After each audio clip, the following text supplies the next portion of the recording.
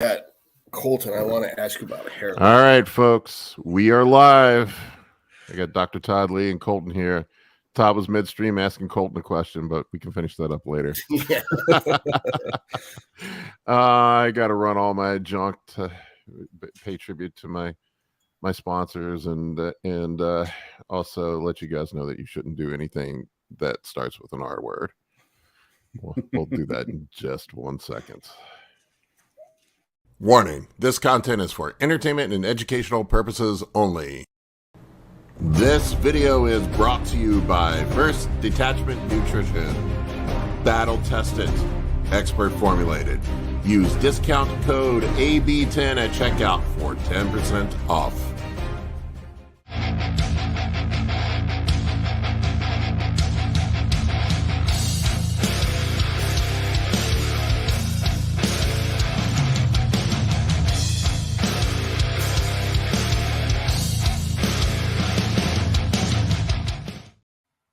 Can you hear me?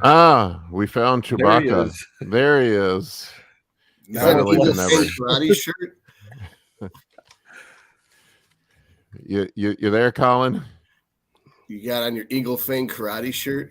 And he's I don't think shaved. you can hear Look us. at those shoulders, man. Yeah, that's breaking news. I think that's just I think it's the lighting.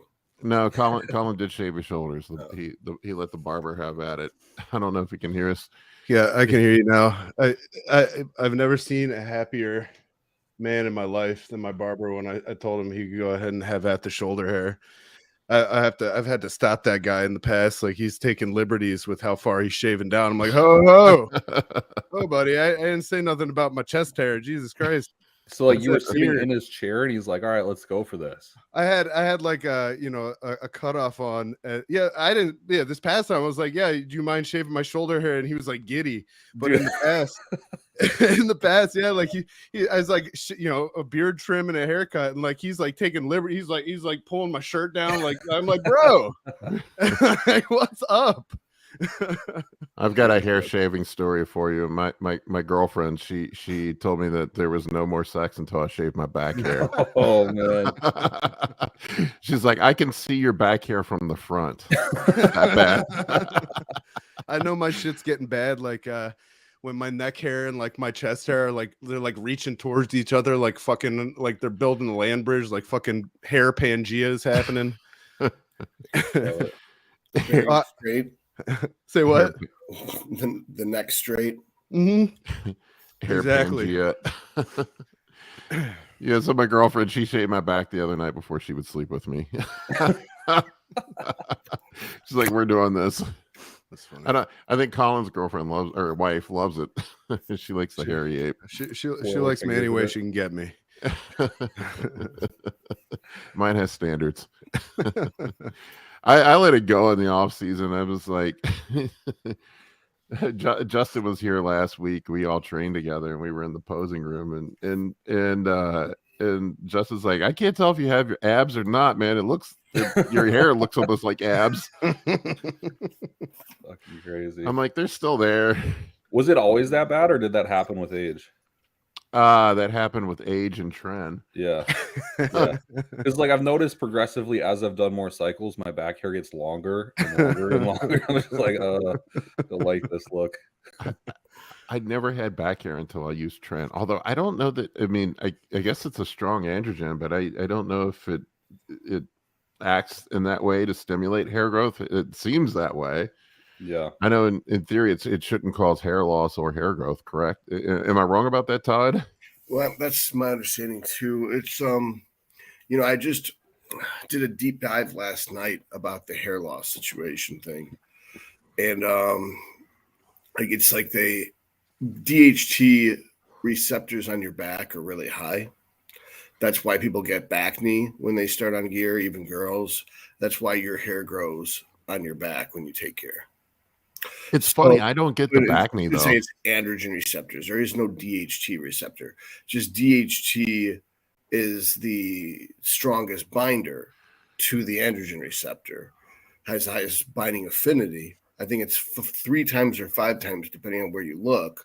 The next down from that is nandrolone, and the next down from that slightly is tren. and then testosterone is at a rating of 1. So if DHT is a 3 to 5 fold binding affinity, it's 1.54, I think, for nandrolone, and 1.39, I think, for tren, and then 1.0 for test, and then everything else is supposed to be lower than that. Huh. Interesting. So in theory, it's anything that binds to the androgen receptor then could cause hair loss or hair growth, correct? Correct. And so, like, let's put things in perspective. So they've got these DHT blockers on the market, like finasteride and dutasteride, right? And finasteride, at its normal dose of 1 milligram a day, is supposed to suppress 70% of DHT conversion because it fully inhibits the subtype 2, the 5-alpha reductase enzyme subtype 2, but it doesn't inhibit 1, and apparently there's a 3. I didn't know about it last night. And then dutasteride inhibits 1 and 2, and even at very low doses, it's still 90%. In fact, I looked at some graphs last night. I looked at like 10 studies last night at between 1 a.m. and 4 a.m. And what I found was that the correct way, if you wanted to get both subtypes but not exceed the effects of finasteride, to get the 70% point, what you'd have to use is 0.1 dutasteride a day, or 0.5 milligram dutasteride pill every 5 days, because dutesteride's got a 4-week half-life. So it's virtually irrelevant when you dose it. You basically, rather than trying to break up a small pill into tiny pills and take it every day, you could just take whatever pill you want to spread it out. So the chart showed that 0.05 dutasteride inhibited DHT conversion by 50%, which would be the smallest dose of testosterone every 10 days. So 3 pills a month is basically, you could take all 3 at the same day, and then it would last the whole fucking month per month. Although I wouldn't suggest that. But the point is that you could be like, okay, the 1st, the 11th, and the 21st of every month, I take my dutasteride, I'll get 50% of DHT suppression. But let's do the math here. Let's say you're taking 1,000 test, 1,000 EQ, right? And you're like, I'm going to run a pro cycle. I'm going to use 2 grams on the dot, and I'm going to use some safe bullshit. And I'm going to use, I don't want to lose my hair. I can use 2,000 test. I'm going to use 1,000 test and 1,000 EQ, because EQ is kind of like a neutered test. It doesn't have the DHT conversion, right? You're like, I want my DH. So let's say you're like, okay, I'm worried my hair is going to fall out. You're taking 1,000 test. You have a 200 DHT, right? All right. So that 200 DHT, if it's 5 times binding affinity, is the equivalent of 500 test. 5,000 test right there, right? So it's 200 times 5 is 1,000. So it's as if you had an additional ghost 1,000 test on top of it. So your hair is getting bombarded with the effect of 3,000 test, when it's only really getting bombarded with 1,000 test and 1,000 EQ, and it's 200 DHT metabolites. So let's say you take this dutasteride and you cut that in half. Now you're getting hit with 100 DHT, which is equivalent to 500 test. So the total androgen load on the hair follicle is now at 2,500. So you really only went from 3,000 down to 2,500. So that's why using just the 5-alpha reductase method is inferior in our population to the RU58841.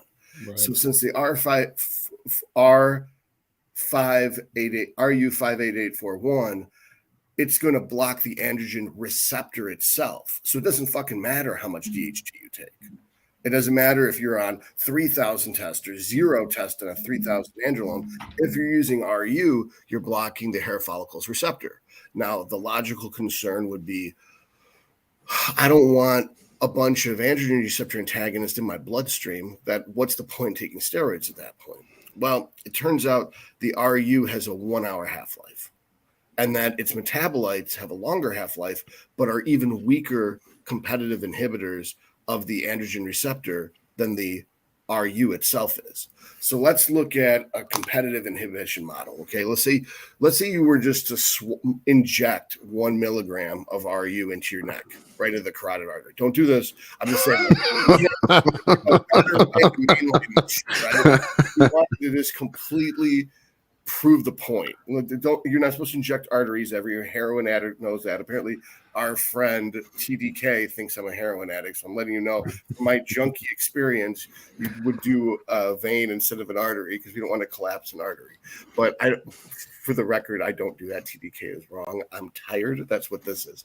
So the point is if you were to absorb 100% bioavailability of 1 milligram of RU58841, if you get 1 milligram and you injected 100 milligrams of test, then that 1 milligram of RU would inhibit 1 of the 100 milligrams of test at an equal binding affinity, which it doesn't have.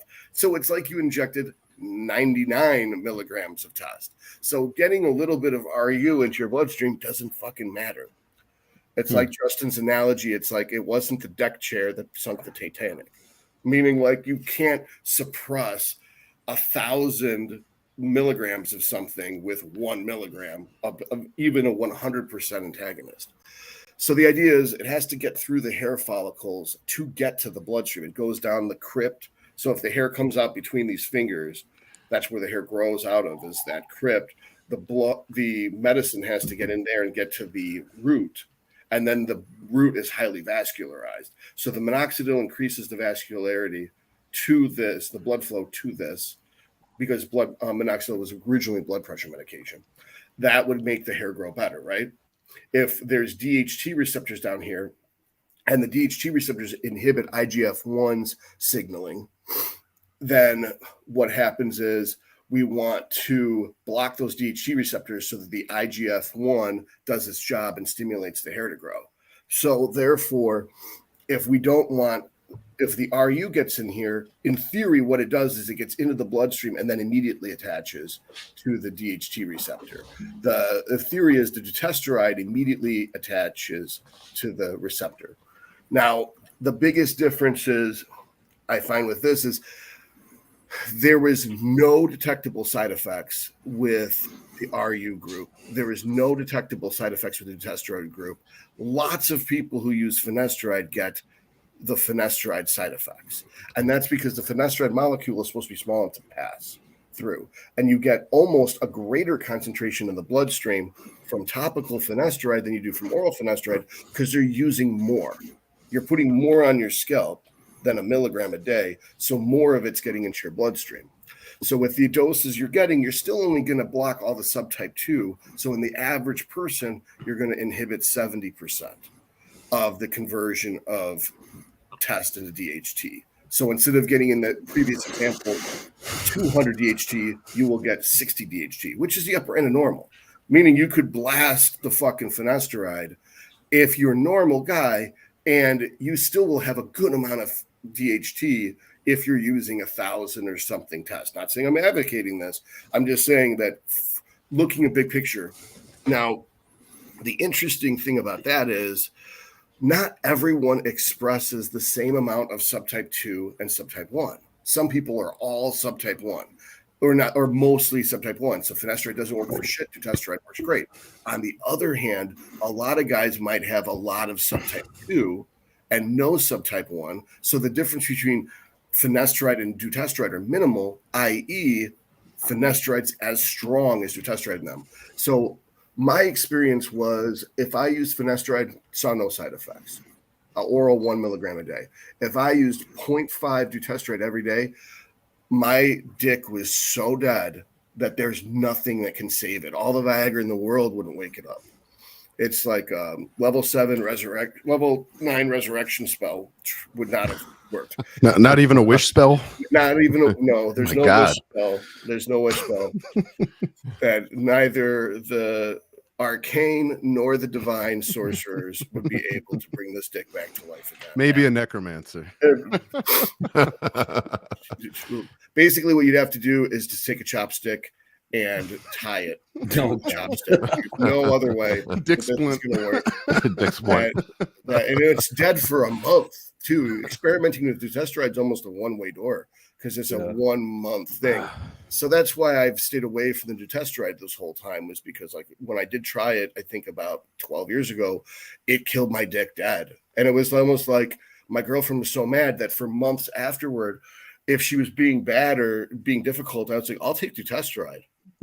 And then she would just back the fuck down instantly. She's like, I'll kill my dick. I won't. It's like holding a gun to his dick. Like, I'll fucking do it. Don't make me watch Gilmore Girls again. I'll fucking do it. I've never dated a girl who liked girl stuff. Luckily. So when the rest of you guys are closing down bars at 1 a.m. on a Friday night, this is what Todd's researching. Yep. I was having a good old time. So I figured out a perfect foolproof strategy. I found a study that said that derma rollers plus dutasteride showed a 22% increase of hair thickness and density and some other parameter. I didn't read the thing completely to know what their term was. It was like verisimilitude. I got to look at what that word up is. But what's up, homies? What's up? So, and then what the thing is it only showed a 5% suppression of DHT. Now, that group used a shitload of dutasteride, but only did it once a week. They used, I believe it was a 2.5 solution, which, I mean, 2.5% solution, which is, so topical, 2.5% solution. Then they really derma rolled the shit out of it with a 2.5 millimeter derma roller once a week. Wow. So most of the commercial derma rollers that have been proven effective are 1 millimeter to 1.5 millimeter. And they also, the solutions that are prepared are a 0.1 solution. So it's way less dutasteride and it's applied. So let's say 100% of it got in your bloodstream, it would kill 70% of your DHT production. So if you were to swallow it, not telling you to do that, but if you were to swallow it, it would be no different than oral, right? And therefore it would block 2.5%. 70% of your DHT production. But this study showed it only blocked 5%, showing that, yes, there is some bleedage. And the control group was just a derma roller. The derma roller showed zero positive change at all. In fact, it showed a negative change. The hair got worse by 4% instead of better by 22% in the 6-month study. It was 6 fucking months. It was only 15 people, but it had almost 100% identical results. The most interesting I found was that they had the rating scale of how subjective assessment was from very satisfied to very dissatisfied. The control group was mostly dissatisfied or very dissatisfied. There was no one even remotely satisfied. The treated group was 100% in the satisfied range. So either very satisfied, zero very satisfied. There was like 33% were satisfied and 66% were sort of satisfied. So, and then also the other parameter was the evaluator, the doctors and scientists conducting the study. They showed uniformly, because they didn't corroborate with each other, that all of them saw that all of the people in the treatment arm showed hair regrowth, and none of the people in the control group showed hair regrowth. So without looking at the data first, just looking at it. So you have other person's subjective assessment, the person's subjective assessment, and then there's 3 different measurements of hair quality.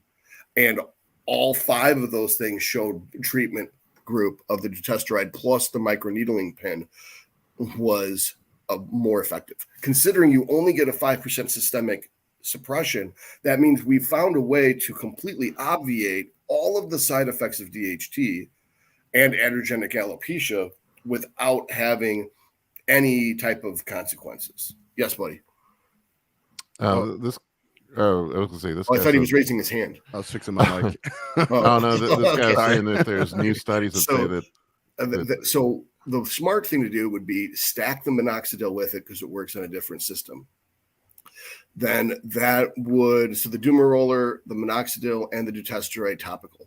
There was another study that showed a 4 treatment arm method, which is something I found 10 years ago when I released a paper about it or something, which was oral finasteride, topical dutasteride, minoxidil, and ketoconazole shampoo. And it's even the 4 together, the 3 versus the 2 of those things worked way better than just 2 alone, but all 4 together worked even better than 3. So you'd think that it was redundant to use topical dutasteride and oral finasteride, or that the shampoo is unnecessary because it's like the deck chair on the Titanic thing.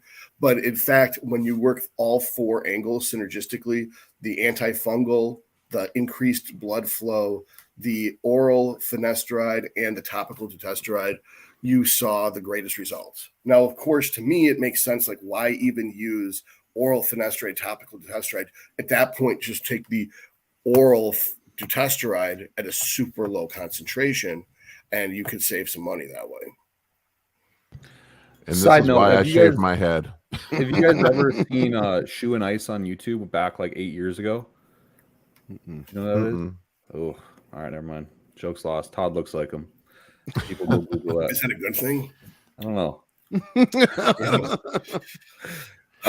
Yeah, that shit's just so complicated. What I personally do is I apply topically dutasteride with a mixture of a high percent minoxidil, and then I derma roll twice a week. And it's basically exactly what I came up with last night. Yeah. So what I've got is 0.1% dutasteride, 7.5% minoxidil, and then there's the derma roller. And you do the derma roller twice a week. Do you do the derma roller on the same day that you do the medic? No, because you don't want the minoxidil getting the bloodstream because it could affect your heart and cause arrhythmia from the minoxidil. Is that the reason? Yeah, and edema too. Like it's pretty, it's like very causal to edema, which is more concerning for me. You're like, I don't mind if my heart stops as long as I'm hands. I don't look at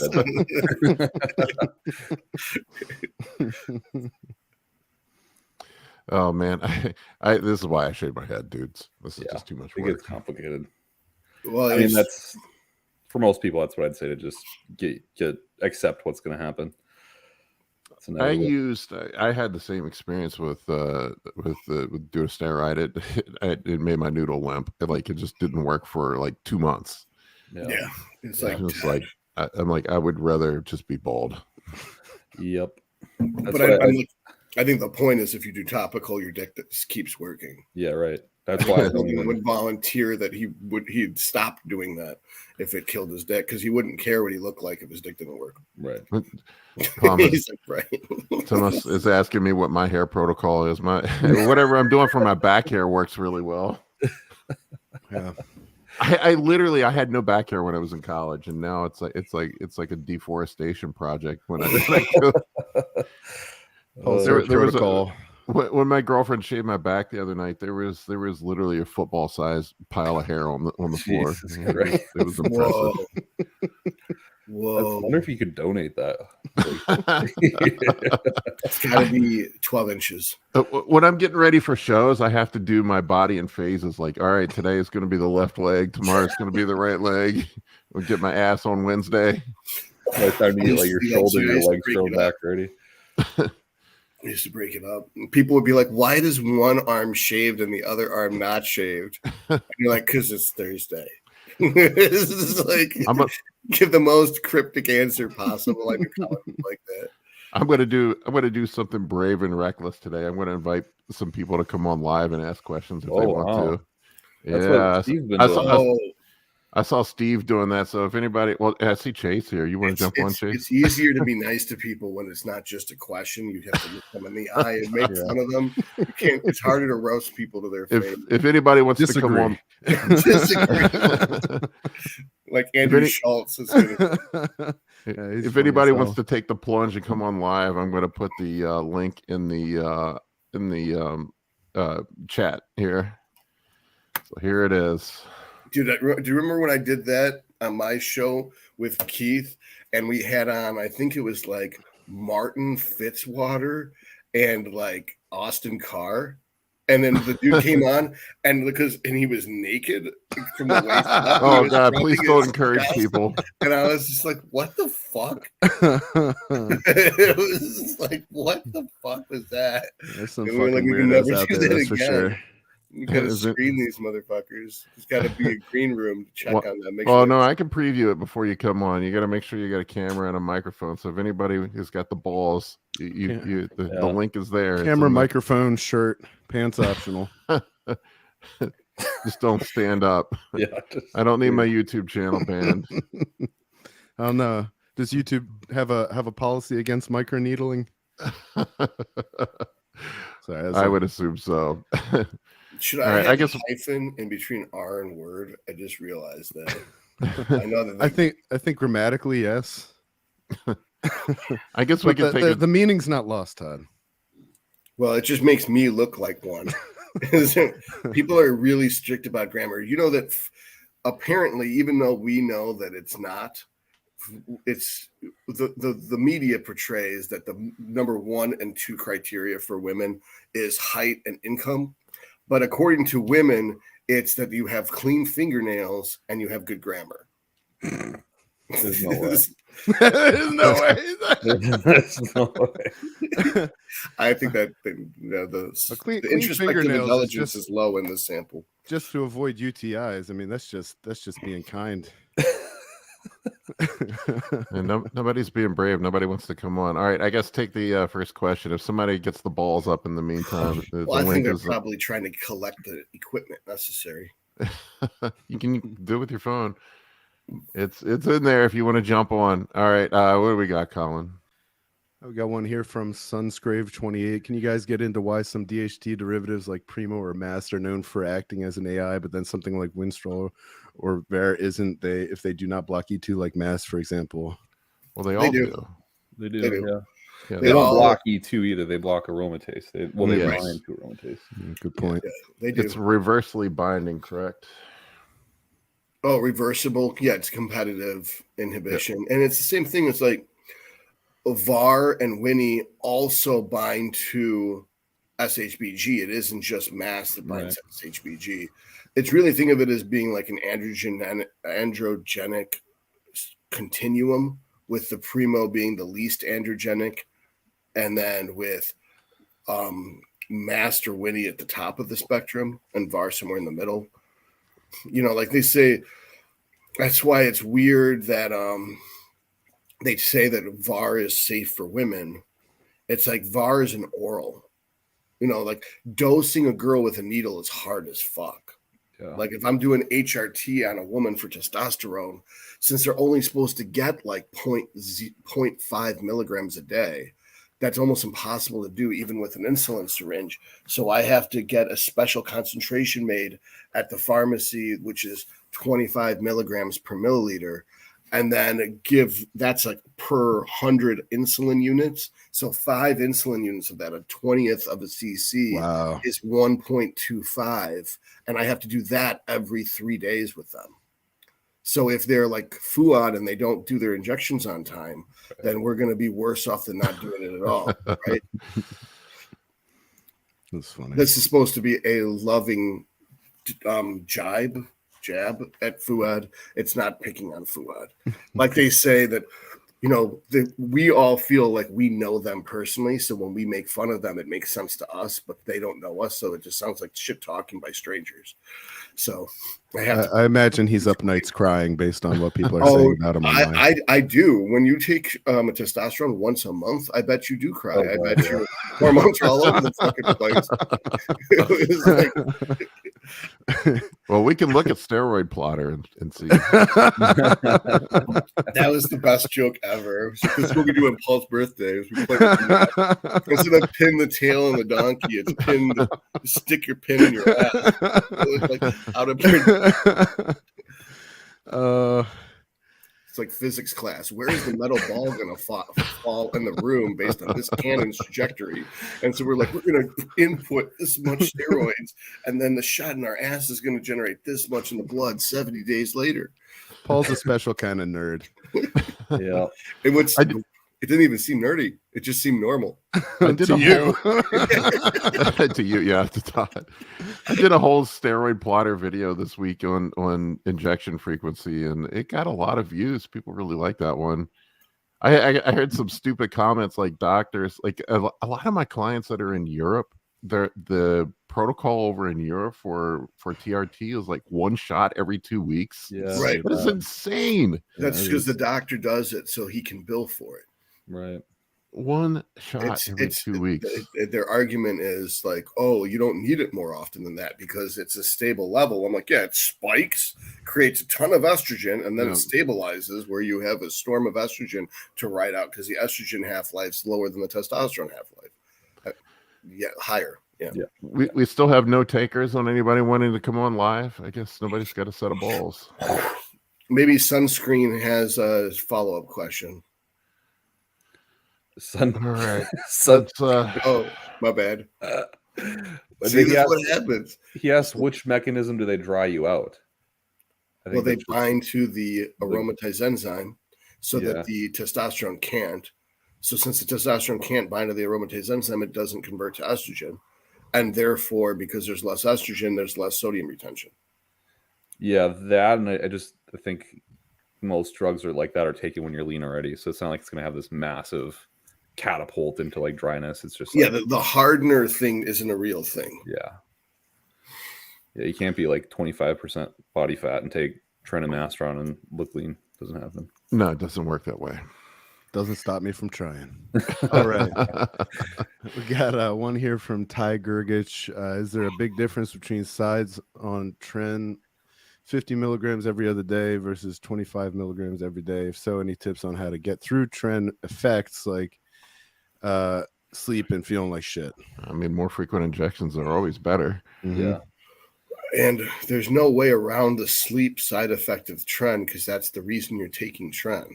You're taking Tren to get more T3 and DNP like effects. So, and the DNP and the T3's effect is you're stimulated. So your metabolism increases, including brain metabolism. So calming down is harder. And thus you won't be able to sleep as well. So therefore, you're taking Tren indirectly so that you sleep less.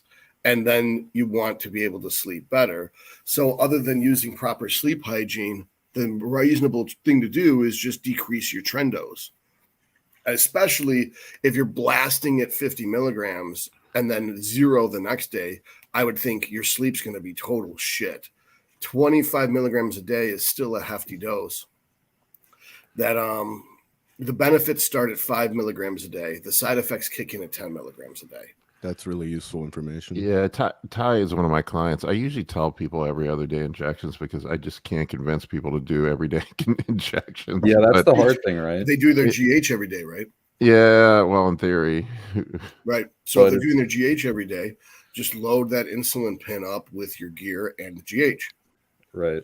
Then I'm lucky. I don't get sleeplessness with Tren personally. Oh my god, man, it fucks me. I get really hot, but I just point a fan right at me, and I don't know if it's like because I like eat a gummy or something, or like we train like fucking maniacs. Like, man, maybe that's part of it. Fucking train harder, you'll sleep better. On rest days, it's hard to sleep. Yeah, that makes sense. I think there's a couple supplements I'd use, and just because like Tren depletes a little bit of serotonin, I think taking like 5-HTP, vitamin B6, GABA, which is like a neurotransmitter inhibitor, and maybe some like ashwagandha is like the best you can do. And really outside of that, you're just abusing your body. The thing is Tren can even, I mentioned this last time, but Tren can cross the blood-brain barrier relatively easy compared to any other androgen in its like true form. And what happens is even in the supraclamastic nucleus, which is like the ganglion of neurons kind of down towards the base of your spine, is like infested with Tren essentially. So, and that supraclamastic nucleus is what tells the rest of your body what time of day it is, if it knows. So it's like there's definitely some circadian dysregulation with the usage of Tren. If you could find a version of Tren that didn't cross the blood-brain barrier, you'd have an amazing drug. But that's the issue with it. Yeah. All right, what do we got? Got one here from MS DOS. How often, in your experience as coaches, have you seen clients react negatively to boldenone, specifically anxiety panic attacks? I see him more with nandrolone than I do with boldenone. Yeah. Mm-hmm. I mean, I've heard of it, but I think it's because people believe in it. I think most of this isn't even a psychosomatic effect. This is literally just the nocebo effect because it's psycho. It's like someone tells you you're going to have erectile dysfunction with DECA, and now you do, even though you've been on DECA for a year and you haven't had it. It's like that's because you're anticipating the problem, so you fester on the problem until you make the problem. So when people hear boldenone causes anxiety and they had anxiety, it's because they were probably already anxious to begin with, because there's no reason why boldenone would cause anxiety and testosterone wouldn't, or any other steroid wouldn't. That there's nothing special about boldenone in this regard. Someone will find some type of metabolite that says it does. But I think it's more the nocebo effect where people believe that there's this side effect. And so they imagine that side effect, which is anxious thinking in the first place. George asks, do you guys think the anxiety effects of EQ are from the lowering or blocking of estrogen in certain tissues? I just realistically, what I really think it is just people who are unhealthy fat pieces of shit. Like you just have a high resting heart rate, and then you get a little bit of a stimulation through living life, and suddenly that high resting heart rate goes into the 100s, and then you're like, oh my God, I'm having a panic attack, and then you get the nocebo effect of like, oh my God, it's a panic attack, and then it really gets worse.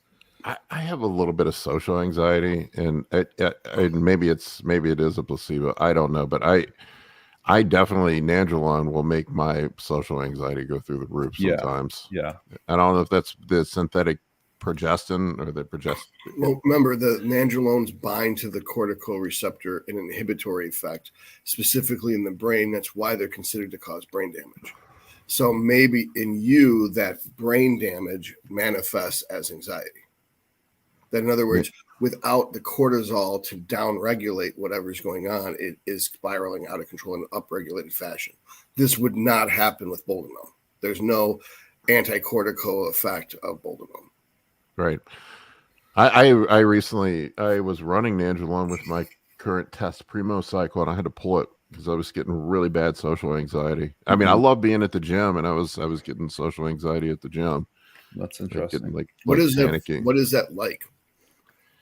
Like when I went to a party with my girlfriend around people that I don't know, and that really messes me up. But I just almost like this claustrophobic feeling. Like I don't know how to describe it, but it's just like it's too much. It's like overstimulation, and I just I need to go sit in a corner and look at my phone so I don't freak out.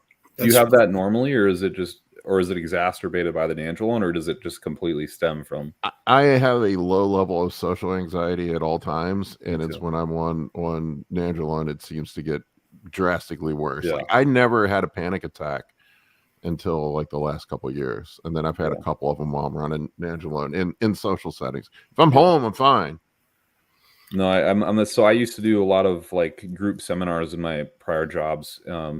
And never before had talking to thousands of people and never had issues at all. And then I started taking nandrolone. It's like there was one time where I had to stop on stage because my heart just kept racing and I was sweating bullets. And I was I'm so anxious right now. And I had a panic attack. It was the first one I ever had. And I was shit, that's crazy.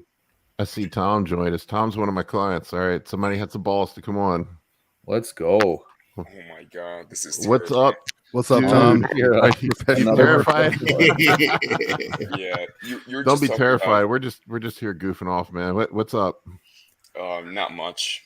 Cardio's been really easy. I love singing during cardio, so it's been like karaoke almost. It's kind of weird. We just started a cut. Are you doing cardio alone or with? Yeah, I was gonna say if you're at the gym, it might be. Yeah, people might think you're weird, man. That's okay. We're all weird. Todd's up researching DHT at 1 o'clock. Yeah, so if you're doing cardio, singing Jersey I actually think that would be cool. To you. I would wish you would be filmed. And it'd be like, that would go viral if you're singing, like just belting shit out like a Celine Uptown Dion. Girl. Just, Oh, dude. or like Material Girl, Madonna. Talk about Everyone's trend just side dancing. effects, man. Tom McGivern, that's not the real Tom. Come on, Tommy. You're Not the real Tom. Well, get in- Tom McGivern doesn't have a shirt on. Remember, the requirements were microphone, shirt, and headphones. Yeah. Oh, dude, I have to put on boxers for this. This is so hard. Put on boxers. Yeah. How's the cut going so far? It's really easy. I hate the high days actually, because I don't know. I just don't have a big appetite. I'd prefer like not eating at all. How far in are you? Just a couple weeks, right? Yeah, just 2 Yeah. weeks.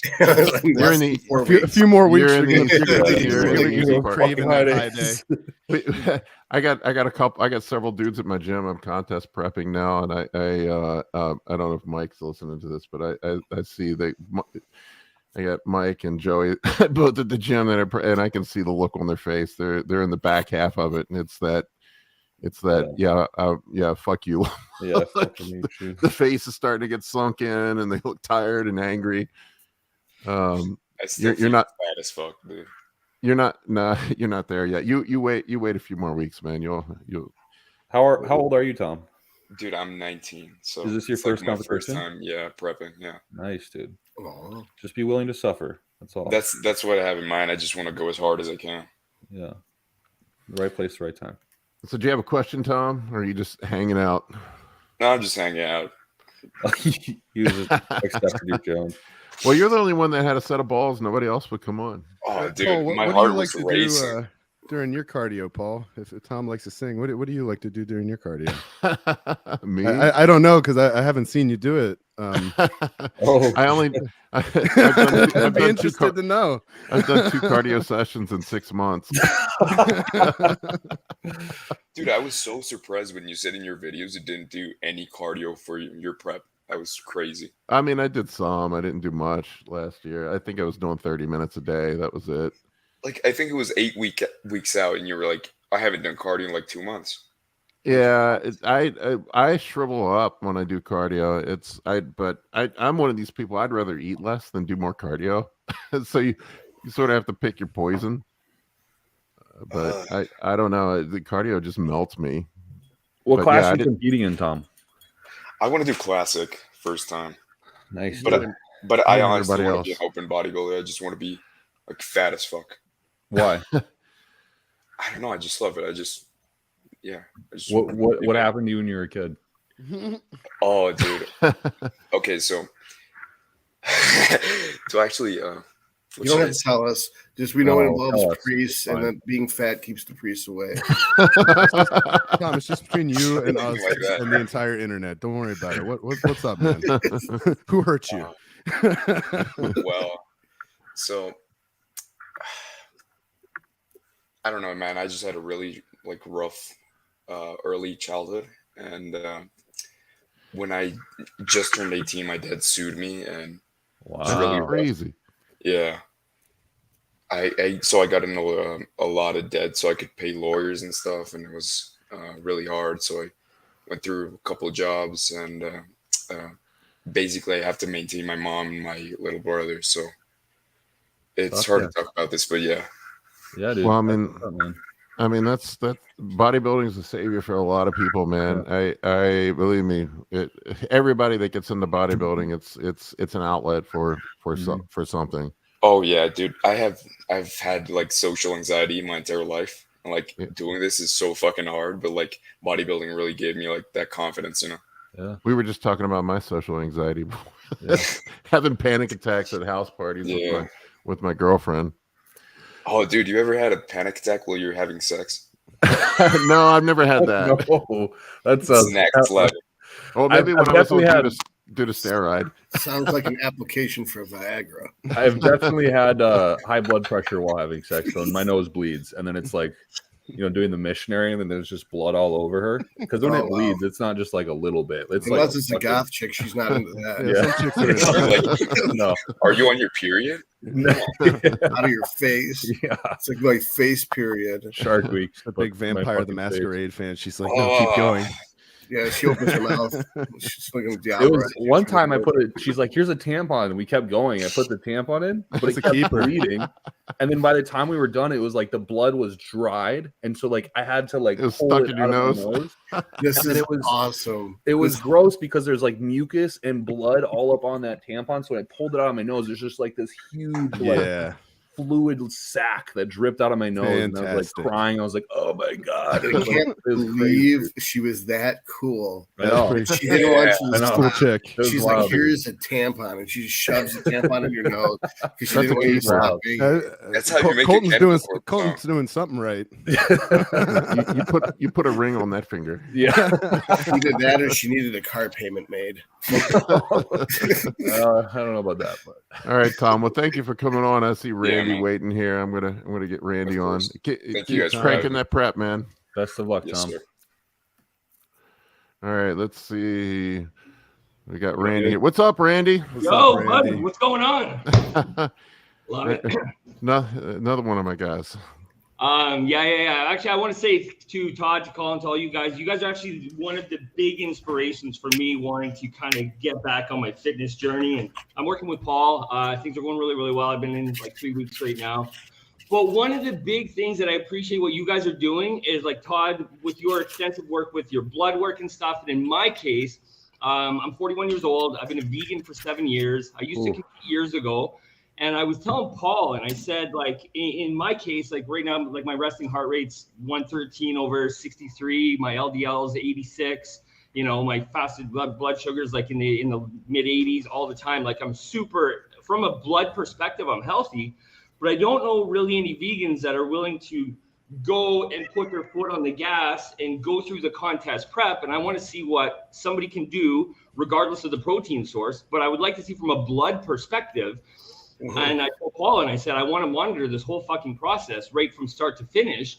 And I want to see what some health advantages would be simply just from not eating any cholesterol, any animal products. Right. So it's been a super, super pleasure working with Paul, and I love all your guys' content. I binge watched your shit for a long time. And then I called Paul and I was like, all right, let's get to work here. And so, yeah.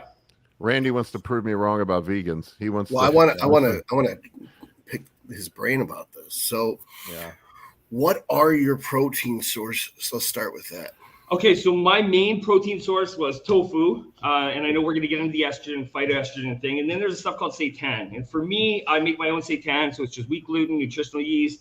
I put paprika, cumin, I just mix it with water and some spices, and I make it myself. So with the wheat gluten, essentially, it's like 75% protein. Now, I understand gluten itself in high doses really isn't good.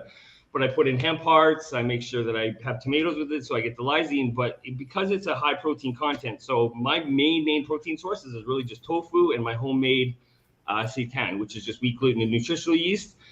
And I have no digestive issues. I've been eating it for fucking 7 years, and I've really had no problems. I eat lentils and stuff like that too. But right now, just with prep and like I'm a machine when it comes to my diet and stuff. I don't care. Paul says fucking do this, and I just eat the same shit. I can eat the same shit for 5 years in a row. It wouldn't bother me because it just keeps things simple. So that's what's working for me. I can incorporate lentils and tempeh and all that kind of stuff. But I know tofu is really easy. It's like scrambled eggs. You can just fucking crush it with your tongue, mix it with rice. It just goes down. I'm eating for function. But for my blood levels, this is where I'm really, really interested because, you know, if you're running high amounts of gear, and I'm not really doing much right now, but at some point I want to be able to see like what can a person do with eating no animal products. But I'm really more curious for the blood aspect because if I can prove to the bodybuilding world that just by eliminating some animal products, it can be fucking substantially healthier from just a blood perspective, like that might, I don't know. And it's just, so another thing too, I'm big in animal rights. So I'm not like, a vegan, look at me, here's my fucking kale salad, you know, come follow me. I'm like, I was a vegan. I'm not a vegan because I love vegetables. I'm a vegan because I love animals. So I want to be able to show for animal rights. And, you know, we're not going to get into that. That's not this fucking conversation. But I want to try to be able to be like, okay, you can get from here to here. You can do it by eating plant-based products, but can it be healthier? Because I know a lot of people that are running, you know, there's a lot of, you know, pro bodybuilders that are, you know, in bad health conditions, and it could largely be from just animal-based products. It could be a big part of it. Right. So, I mean, I have the opposite opinion that most people think I would have. So I basically approve of vegetarian or vegan diets from the moral standpoint that I love animals. Yep. You know, Paul was talking about social anxiety. I always thought that was normal because I just don't like people because people tend to be evil and dishonest. So when the more of them around me, the more creeped out I feel. And the more alone I am, the less there are humans near me. So it's almost like if you went to a murderer convention or a pedophile convention, Right. you know that they're evil, so you're creeped out. So other people like people because they assume they're good, so they don't feel that creeped out feeling. I do feel that even when around supposedly good people.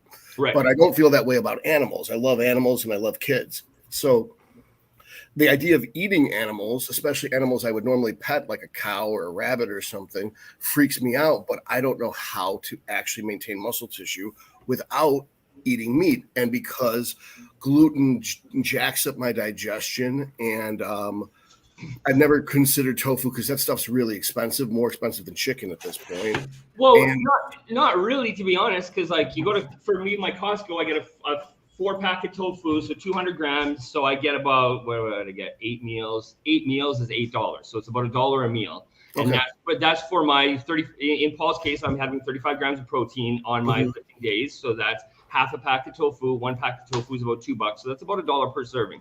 And all I do is I just slap it on a pan, give it a bit of seasoning, a bit of paprika, turmeric, and I put turmeric every.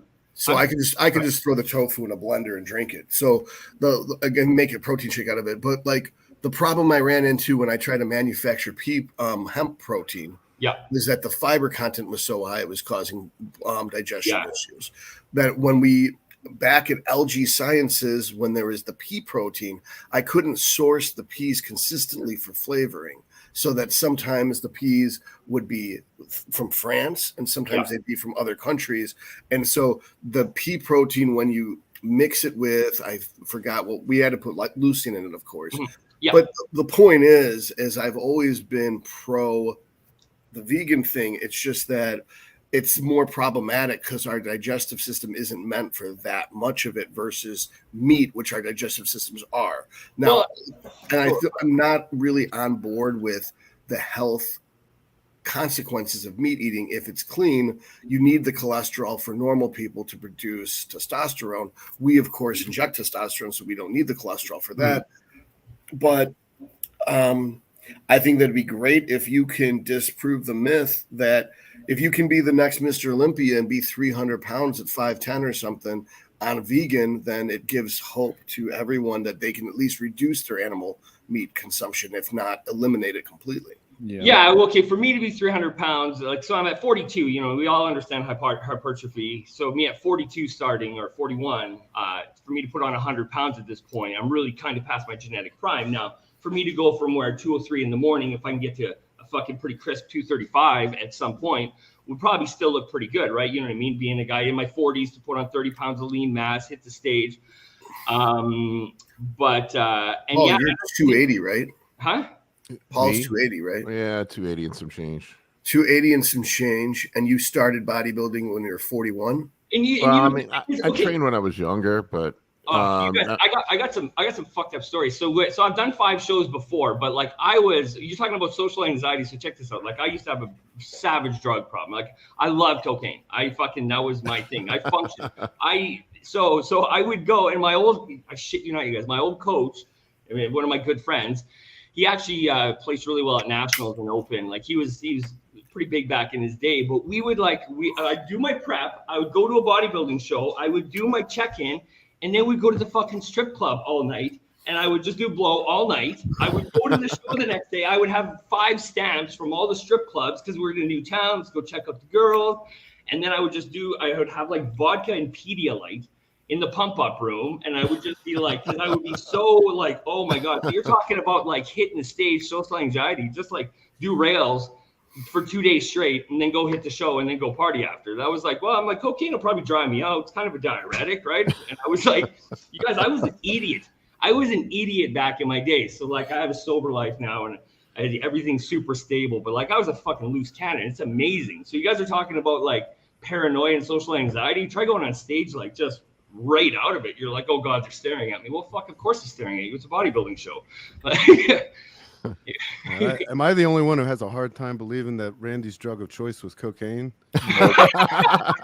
I was wondering I when had you pegged for elephant tranquilizers for sure, man. Yeah, when he said he was on prep, you're a high energy like, individual. that makes a lot of I'm sense. a super high energy. I've always been like that, man. I'm just like everything. I mean, I just get excited about life. You know what I mean? If I don't hit everything with excitement and intensity, then what the fuck am I even here for? Whether it's business or relationships or this prep, I'm all in. Whatever I do, I'm all in. That's cool, man. But in this case with Paul, I was like, I really just, when I found this channel and I watched all your guys' talks, I binge watched, and I was like, I need to work with you guys, because I think with the collaboration of the information that I can be able to provide, and when I went and I got my blood test to start off, I've been off shit for a year, you know what I mean? It's been sober for a year, done everything. So I have a really good baseline.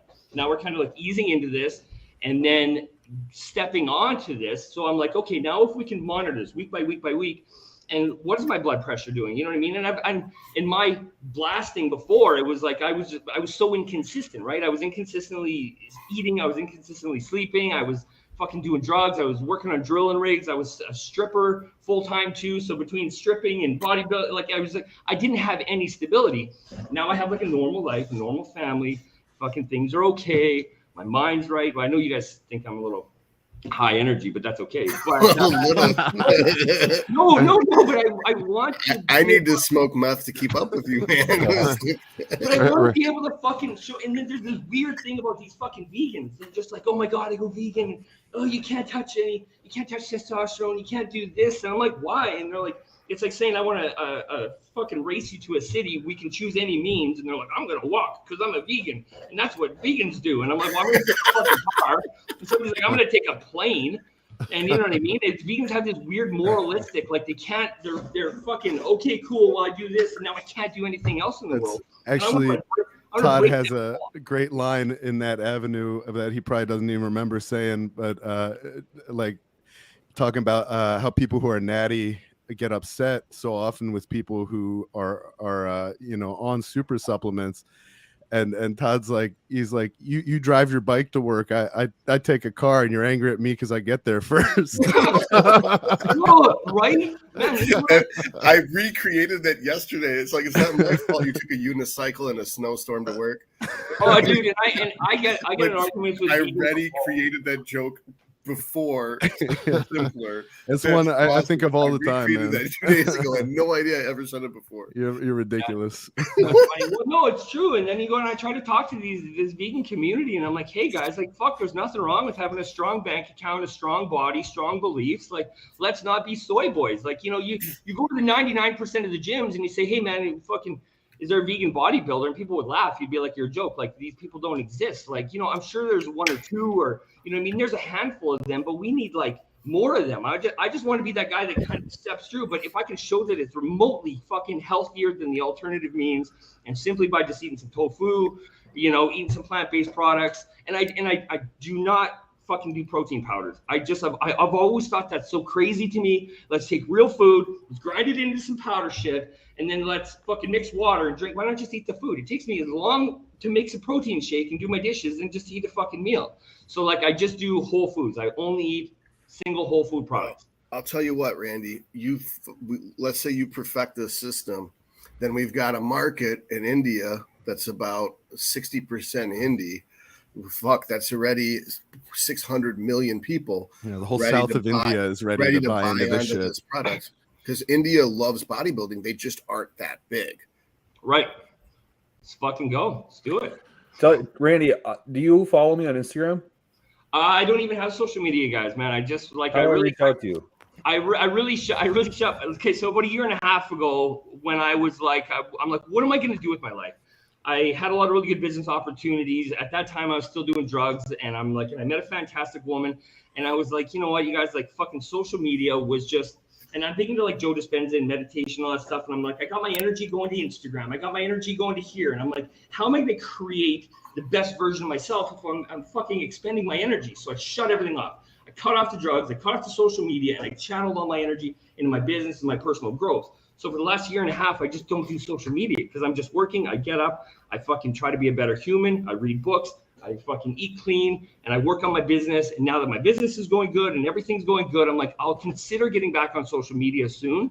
But I don't have any social medias. I'm just working on me. I'm like, the healthiest thing you can do if you have an addiction or you have something that's holding you back from your being yourself, cut that fucking shit out.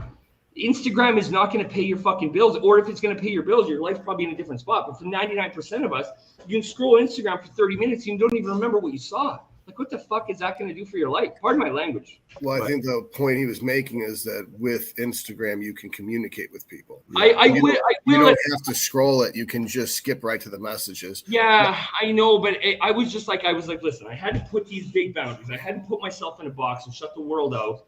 And then when I'm like, okay, now I'm ready to like come back. So I have a business account that I run through. I actually have a financial literacy project, an animation education series teaching financial literacy. So I'll hit you. If you get a message from a weird, like a financial literacy thing, I'll chat with you. Well, what I was saying is I'll send you like a panel I'd like to see closer to the end of prep. And it's more inclusive, like, you know, testing your lipoproteins, your homocysteine, numbers that people don't typically check. And I'll pay for half of it because it'll be pretty expensive. And because I have my doubts personally. I've seen blood work from vegans, and especially ones using gear, and it doesn't look great.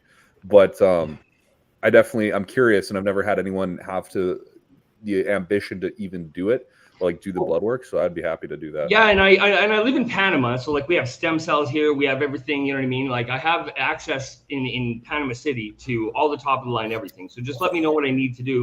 And I was gonna actually awesome, thanks. I was actually gonna mention to Paul. So there's a show in 10.5 weeks here, just in my city. And I'm thinking, I just started, I'm 3 weeks into this prep. I'm fast falling off pretty good. I'm getting pretty decent progress, but I was thinking maybe just kind of like see what I can do in this show in 10.5 weeks. You know, then we get a good baseline. Let's just see if and I was going to talk to you during check-ins tomorrow there, Paul, but what's your thoughts on that?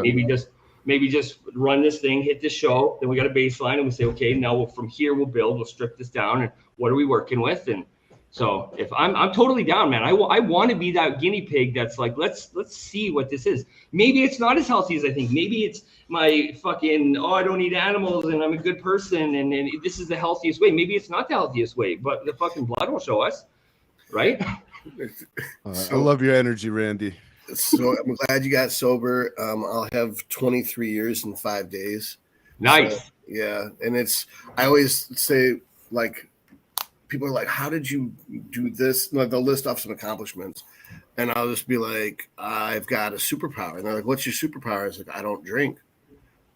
And that's pretty much the bottom line is just like, in a world where everyone's high and drunk all the time, if you're sober, you're going to be king. It's like in a world of the blind, the one-eyed man is king.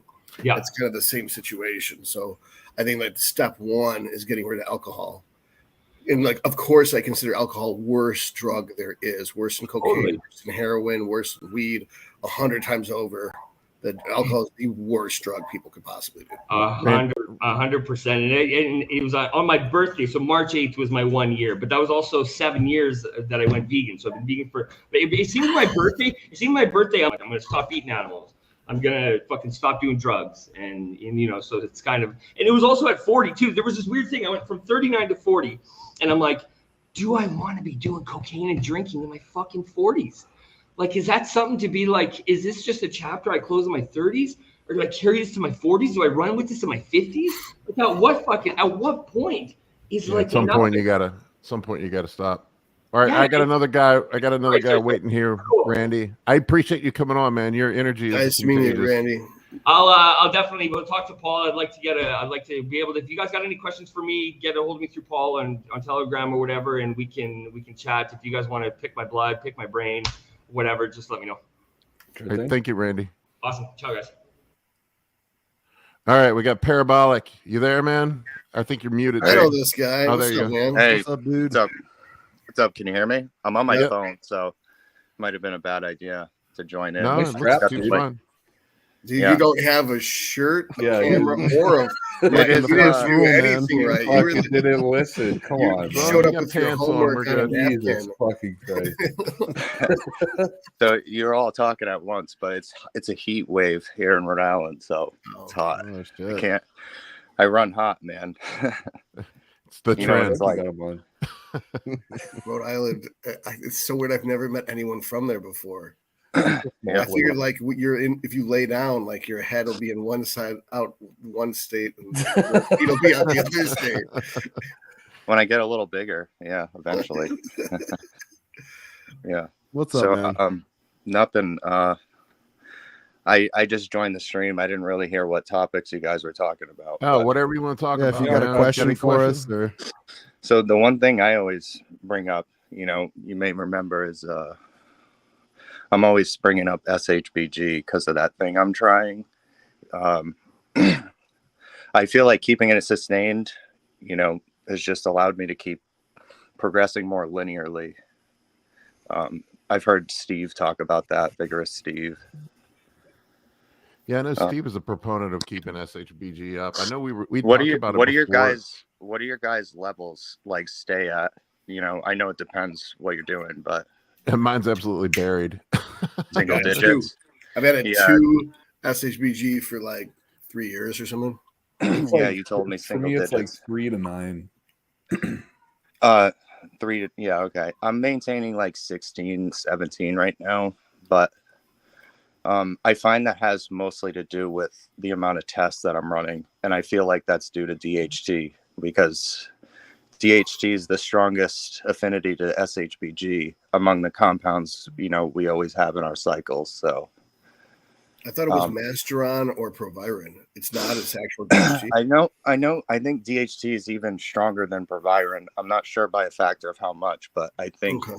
still yet to all the exogenous compounds, they all have and yeah, Colton messaged me. No, I'm not working with Paul. I'm just we've chatted a few times. We were Same. DMing for like a fat minute talking about this SHBG thing. That's why I was like, oh shit. Yeah. So I've been working on this protocol for that, and it's a bit strange, but so it first started, I wanted to try a Deca only cycle just because like I'm a tinkerer by nature, like Todd used to run the Deca only cycles. I did that for years. we talked So- about that. I would run it. I ran Deca only, and then on my cut I did Tren Masteron Winstrol only, and with injectable estradiol, my SHBG actually started coming up, and that's when I noticed, a more linear progression in my weight, and I was able to just keep progressing. I don't know, and I'm kind of the next thing I want to try is like deliberately crushing it and see what happens. Chase is asking you what your current cycle is right now. Right now, 630 Deca, 87.5 testy a week, every other day. Wait, shots. is it every other day or is it per week? That's per week, but Okay. I Split split it up every other day. It's divided into 3 doses or whatever. Okay.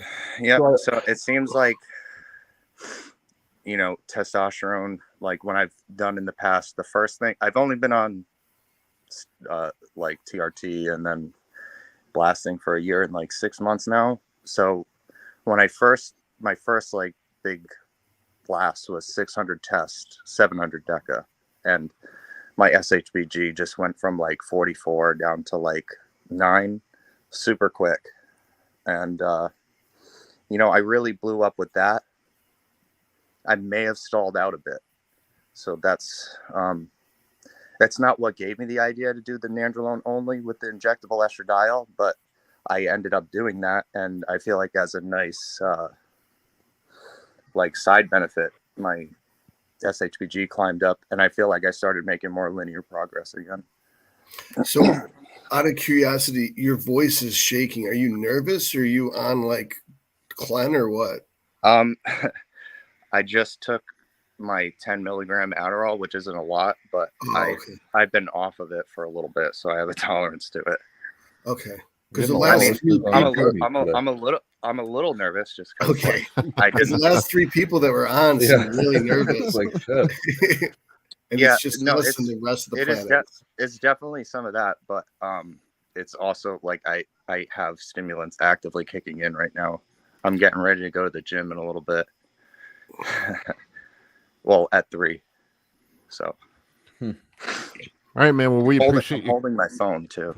But Yeah, thanks. It's all good, man. We Good talking appreciate to you you coming guys. on, man. We're gonna grab a few more questions. Thank you, sir. Sure. Nice putting a face with the name. Yeah, that's pretty cool bringing people on. That's fun.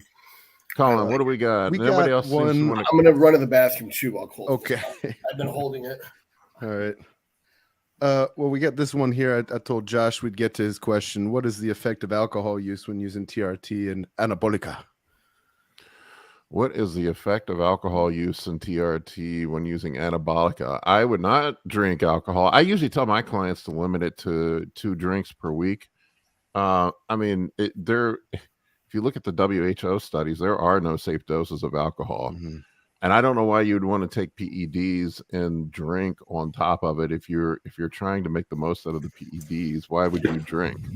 I just don't understand the logic of even drinking at all when you're running are running PEDs. Chase says he wants to get on. Come on, man. Come on. You got the link, dude. Chase. It's awesome, man. Yeah, I know Ireland does not accept those WHO findings. But, I mean, Colton, what's your take on drinking while on gear? I don't think tell it's stupid ever. Like it's like the worst fucking drug you can choose to do. It's like I don't you know why become would wanna dumber, drink. your brain thins, your choices fucking skew, you abuse your wife, like you don't get much out of it. You know what I mean? It's like and all the whole time you're fucking your liver and you're getting liver steatosis, whether you like it or not. It's just like it's true though. The worst thing that happens. Take a fistful of D-ball, for 8 months and probably get less of a deleterious effect than like drinking a couple times a week. You know what I mean? It's like reality is. Yeah, I mean, to me, 1 beer a day would be worse than testosterone every day. It will make a big deal about testosterone being bad for the liver. And then they were up until Dylan Mulvaney was on the Budweiser can. They were slamming Budweisers. Now I guess nobody's drinking that fucking piss anymore.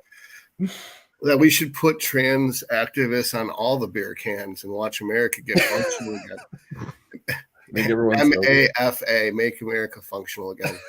I just don't understand why anybody would drink and take PEDs. I mean, I don't know. I mean, get this, alcohol is so ingrained in American culture. I get this with some of my clients sometimes. Like, guys, like, well, how much do you think it's okay for me to drink while I'm running contest prep? And I'm like, none. It takes 20 grams of ethanol. How many 12-year-olds should you rape? 0. It's like someone's gonna get upset by that, even though I'm clearly indicating it's wrong. Monetization. They're still gonna make a big deal. I'm gonna have to voluntarily demonetize this video too. Over that? No way. I said don't do it. I'm just messing with you, man. You and your R words, man. I was gonna say, like, we gotta have R squared. Oh, we have another taker here. Brendan looks like he wants to get on. We'll wait. We'll wait for Brendan to get settled in here. That's hilarious. All right. Answer another question. One of Colin's I'm- one-liners. Colin's got a book of Todd's one-liners. When I'm dead. Oh, we bring you up all the time, man. No. Confucius said, "Shut the fuck up." It's other Todd Lee one-liners. I could put a book together of Todd's like wisdom. The natty one is the best though. Like you choose to drive your bike to work, and I drive my car, and I get there faster, and you're angry at me. Because it's so true that they get so angry. It's like, bro, no one even brought the subject up. Like you're just like sitting there with this massive chip on your shoulder, just silently seething, waiting for the opportunity to jump down someone's throat for doing something that you disagree with. It's like, okay, man. I was in the posing room last year getting ready for my show, like practicing, and there's this kid in there, And he told me like 5 times, he's like, I'm natty. And I'm like, okay, congratulations, man. Well, like you weren't even talking to him. You just got No, he just like Yeah, he was in there natty, posing. I think natty. he was feeling inferior because I made him look like if shit. someone's natty and they're vegan and they're CrossFitter, what do they tell you first? You know, My girlfriend knows I'm like, when are you can't doing? decide. Like, when are you doing your show? And he's like, it was the same show as me. And I'm like, ooh. I messaged someone, hey, on Instagram, and he replied back. I posted on my story. He's like, shut up, you steroid head. I'm almost as big as you. And I'm like, what? Like, literally, dude, I just said, hey, like, Your what insecurity is showing. Yeah. Oh, man. All right, let's see what Brendan has to say. All right, Brendan, you're live. What's up, man? Hey, what's up, Paul? Appreciate you guys having me. Yeah, man. What question you got for us? Right on. So, Are you an RV?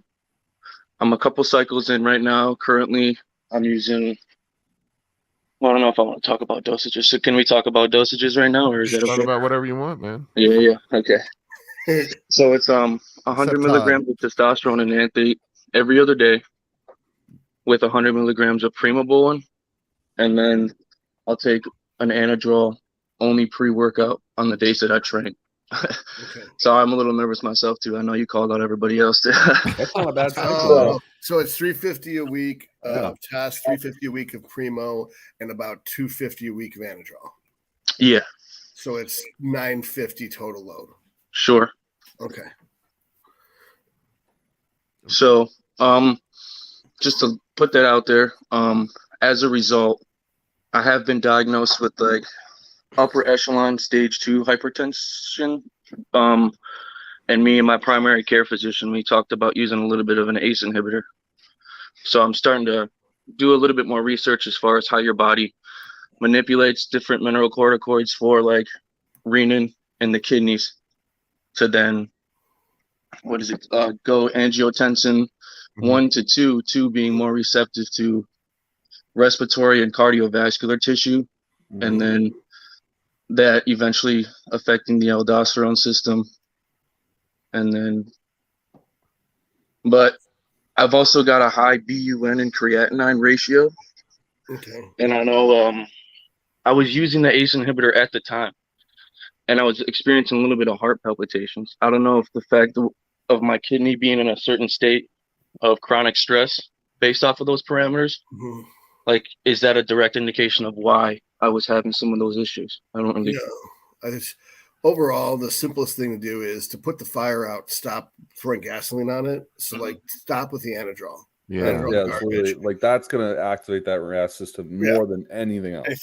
Just if you need to have a pre-workout androgen stimulant to your brain, then just do sublingual Anavar.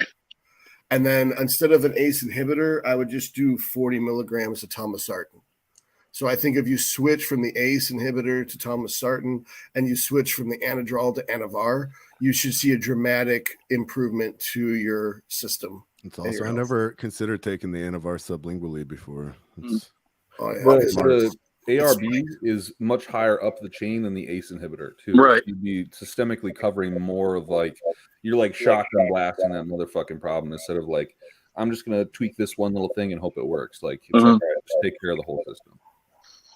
ARB being the Tomasartan. Yeah. So Right. blocking the angiotensin receptor rather than trying to modulate how much substrates in the kind of like how earlier I was talking about how RU 58841 fixes all problem better than just using a 5-alpha reductase inhibitor. Okay. Yes. But stop Okay. taking Anavar. Don't fucking take Okay. shit. Yeah, the Anadrol is gonna. Yeah, that's Or the Anadrol. Sorry. I've nothing blows your blood pressure up like Anadrol. Yep. Anadrol is like a grenade. When I got Yeah. those nosebleeds during sex, it was because I was taking Anadrol. Is why. What? Okay. Also, can I add a little bit more? You guys were speaking a lot about nandrolone about 25 minutes ago or so. I've used nandrolone, but also relate to you guys in the fact that I've never had anxious and like forms of anxiety to the point where I've experienced a couple of panic attacks. So just for the viewers out there, it's definitely real.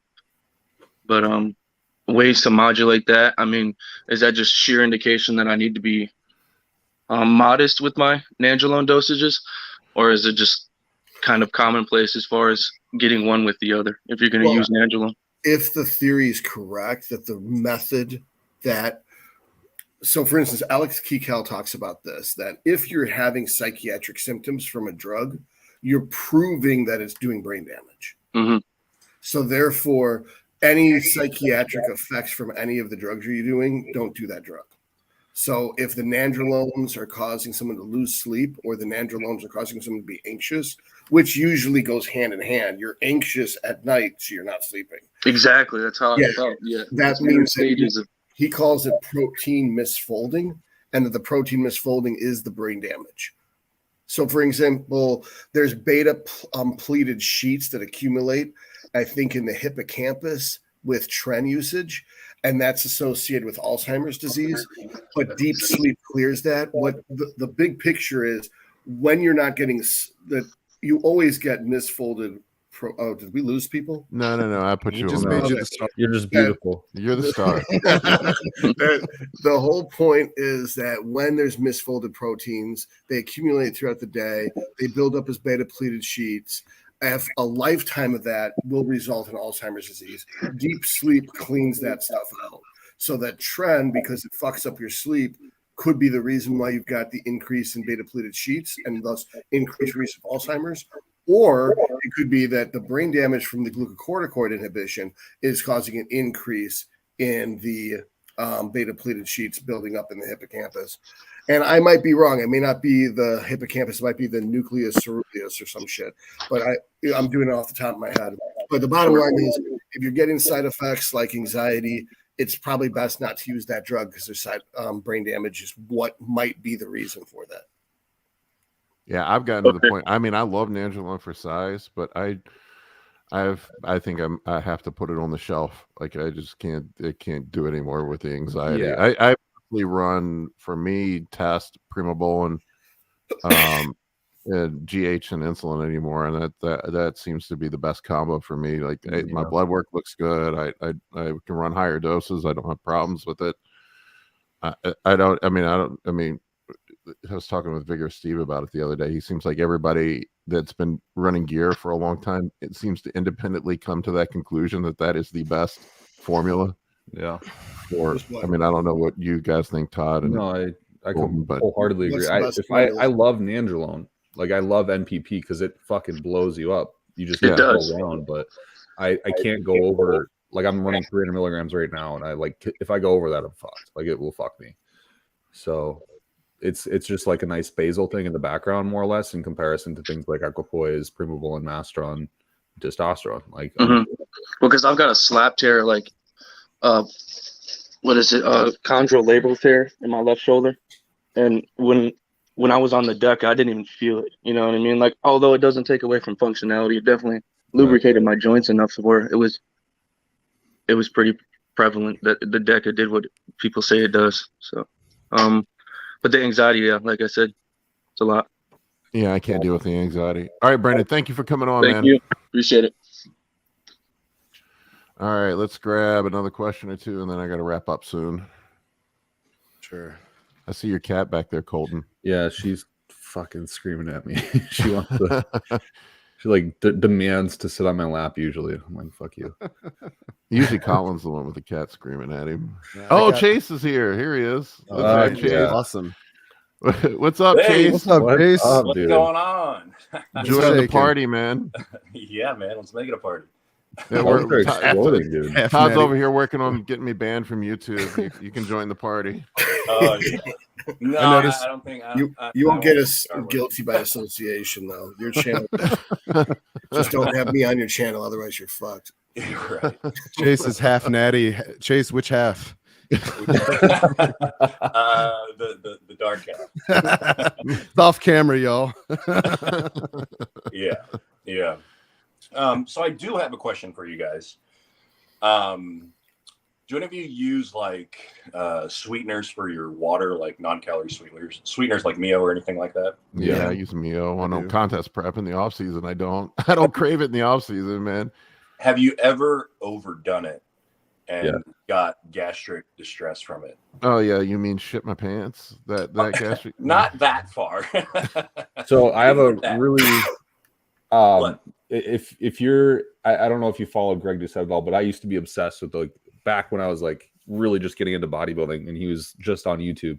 I was really into his like ice cream shake things, his protein ice cream. Yeah. And so I'd use a lot of artificial sweetener. And what happened is it actually like bulked my stool so much that my intestines flipped and I had to go to the emergency room and they had to manually press my intestines to untwist them so I could shit. It's like And a ever breech since then, bird I've been with a so turd. scared of using shit. Like, it's just, oh my God. Jesus Christ. Yeah. That's not the kind of bulking you want to be doing. No, it's fucking awful. So I But guess then when I use entire Neo, popcorn it's like, backfired. when I use Yeah, Neo, no. it's So liquid shit. I went through like one of those bottles of Mio in a day. Well, I put it was with like 1.5 gallons of water is what I was mixing it with. But I'm experiencing some serious like stomach bloating from it, to the point where it was like yesterday I ate my pre-workout meal and then 2 hours later I trained, drank my intro workout. After I trained, I was like chilling and I went and I got up and I burped and some rice from my pre-workout meal came up and I was like, oh shit, that's not digesting. Like this is not good, you know. But this happened. I had the meal like it was like 4 days ago.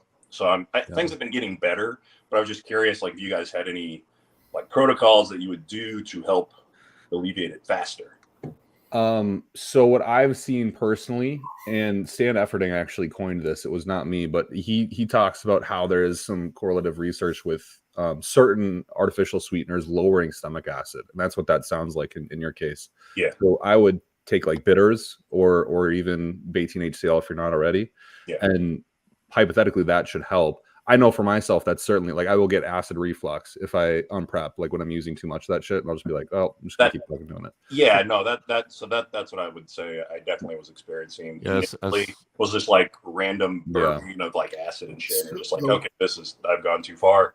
But yeah, so like I've added in betaine and apple cider vinegar and eating like fermented foods and trying to get all that going. But things have been getting better the last few days. So I was just curious what your guys' thoughts were on it. Yeah, I looked it up. I know it uses sucralose, but sucralose has been linked to gut biome issues, I believe. Right. The one I use has sucralose and sucrose acetate. It's the Harris Teeter brand water enhancer, the orange flavor specifically. That's my jam. I haven't had any issues with it, and I use it in my water all day long. Yeah. Yeah, so the only reason I bought the Mio is because I was using Chris Tuttle's Drink More product that he just put out. And that's been fantastic. And I ran out. And so I was like addicted to having like good tasting water. I was like, I'll just grab this Mio instead. And yeah. So what I'm hearing is that Chris's didn't cause the same poor digestion. No, okay, yeah. that's good to know. I was using that for, well, I mean, I went through like 5 bottles of that in a month. But and yeah, they're like what, $8 a bottle? I think they're 5 to 7, something like that. All right. Well, then I guess in the big picture scheme of things, you get the Walmart fruit punch, and I go through the large one, probably about 1 a day. Yeah. And is that what you make the chicken shake out of? Yeah. That's why it's red. It's not blood. I lied. It's fruit punch flavored chicken. But I have noticed that the heartburn thing, I can mitigate it just by adding sea salt to the water. So if I was to drink just water with my Walmart brand fruit punch, I'd get heartburn pretty bad. But if I add sea salt to that, I don't get the heartburn. Interesting. So I have no fucking idea whether you just need more sodium for the gastrin pump or what. But yeah, I mean, I go through a ton of salt, but yeah, I feel like Kolton probably had it with the acidity being screwed up in my stomach. Like that acid reflux. Like I've gotten that from like Trend before, and I was like, this is the exact same thing. What the heck? But yeah, I'll shoot you some articles on Instagram about it just so you can have that info on backup. But cool, sure, yeah, that'd be great. What's interesting is Chase is the first person to come on that wasn't nervous. Well, Chase is a professional. Right, he's used to Bro. talking on camera. He's got the ring light set up and everything. But it's something I used to do. Is you just if your girlfriend's bugging you, just go live and then chase her around with the camera. Sure. Just have no makeup on. Yeah. And then they run and hide. You don't have to listen bitch anymore. It's just normal people are afraid to be on the internet. Oh yeah. My live. camera. Yeah. I should be afraid because I've got this big fucking mouth, but I just did it. Damn it! It's like, When's your live stream, Chase? I usually do it Sunday at about 2 to 3 p.m. Central Standard Time. Are you off everything, and you're running a fertility protocol? Or are you still on TRT? No, the fertility protocol. I ended. That's right. You got. Yeah. So I stopped that in. When was that? February, because we were successful. Yeah. Congratulations. Thanks. Yeah. And from then, I've been ramping things up. If you could tell. I was saying those delts are looking a little fucking crazy, man. Yeah. No. I've definitely been working with some stuff. Some technology. Yeah, I think mostly the most interesting thing that I've been playing with is growth hormone in high dosages. How high? Well, a vial of Serostim a day, basically. 18. Yeah, it's been interesting for sure. So, are you getting any of the joint swelling, or they put enough diuretic in that so that you don't get any of that? I haven't gotten any of that. The only negative that I've noticed is because it's been about 3-4 weeks now. I've noticed my hands really going numb when I'm asleep. Yeah. It's only when I lay down, and it's like it last night was actually like, okay, I think I'm going to take probably this weekend off, give myself a couple days, and then continue on, because my hands were so freaking numb. My right one especially was so numb that it hurt, and I was like, holy fuck. I had to get up in the middle of the night and walk around until it went back. How are you dosing it? What's that? How are you dosing it? One big shot. What are you doing? Wow. one big shot right before I go to bed. So the Serostim package, it comes with your vial of water and your 18 IU vial. You got 7 of those. So the instructions say on there. That's what I'm kind of doing, is doing what the pamphlet says, and it says use it immediately. Use the sterile water, put it in there, take the thing all at once, and wow. So that's what I've been playing with, and it's been pretty eye-opening. So how long have you been doing it? It's been about 4 weeks now. And have you seen any acute effects? I was 240 when I started, and I'm 260 now. Wow. And it's been all really good weight. And I feel like I've been leaning out at the same time. And yeah, it's been pretty crazy. This is the most that I've ever attempted to try. A bottle of Serostim a day. YouTube must be paying pretty well these days. Yeah, I was gonna say. No, well, it'd be fucking hurting. So I did get it from my buddy here in Chicago who needed the money more than he needed the Serostim. So I got it at a discount, but So to me, I'm kind of confused. Are they postulating that it is special, or is it supposed to be that you use 1 or 2 units and throw the rest out? Is that what they say in the pamphlet? They say use the whole vial. The whole vial. Yeah. That's so strange. That what It's treatment protocol though, requires? right? I'm sure it's probably for AIDS patients. Yeah. Okay. Yeah, that's what I imagine it's for. I could go grab a pamphlet right now if you want me to run through it. It does say if you start to experience side effects, it says go to an every other day protocol, and that will mitigate the side effects, but you'll be on half the dose. It says in there technically you'll have the same it says performance gains, but it doesn't say muscular gains. So I thought that was interesting. So I had no idea. I've heard that people say that using a whole thing of Serostim right before bed is incredibly effective, and that apparently that's what a lot of the pros do, is they use a whole thing of Serostim before bed. Yeah, but I never understood the rationale because supposedly you don't get benefit after about 2 units of growth hormone. Yeah, I mean, like I said, I typically do like 2 IUs spread out, you know, a bunch of times across the day. So this is the first time that I've ever tried this, and I was just like, you know what, let's I've got it. Let's see what it's about. Let's see what this kind of dosing is like. But yeah, like I thought about spreading it out throughout the day, like using bacteriostatic water instead of the sterile water that it comes with. But yeah, I was like, yeah, let's just try it and see what happens. I was going to say, like, if you're getting the hand issues, I guess the stage down from that would be, I guess, to spread it out, and then you're getting less of a bolus right before bed, or use half before bed and split it up into like 4 units pre-workout, 4 units post-workout, the other 10 before bed. That was a thought. That might work better. My other thought was potentially every other day, 2 vials. So that's a weekly dose. Oh my holy cow, man! You're brave, dude. Well, the weekly dose is the same. How much fucking growth does your friend have? Holy shit! Well, like I said, I've got enough to do it until the end of April. I was gonna make that joke. At the end of May, I've got enough to do it until the end of May.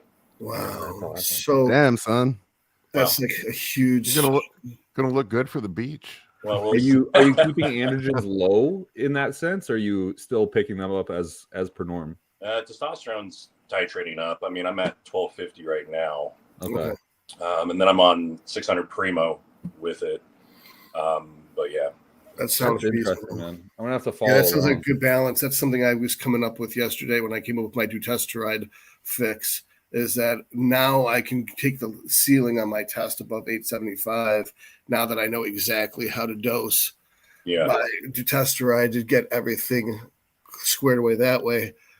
That 1250 and 600 came up with, or 700 is what I came up with, a better way of reaching 2 grams than having to resort to using EQ or nandrolone. Yeah.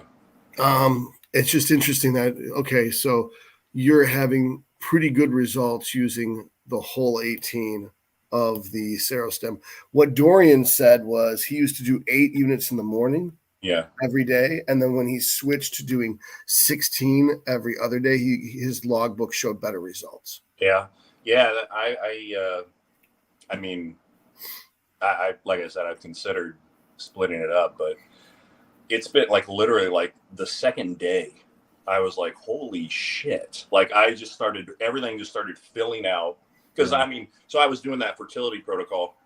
I did bring in like steroids first, but there really wasn't a whole lot of like filling out going on there from 240. But yeah, once I added that in, it was just like immediately the next day I woke up and I was like, holy shit. Like my chest, shoulders, lats, everything felt pumped. And I was like, what the fuck?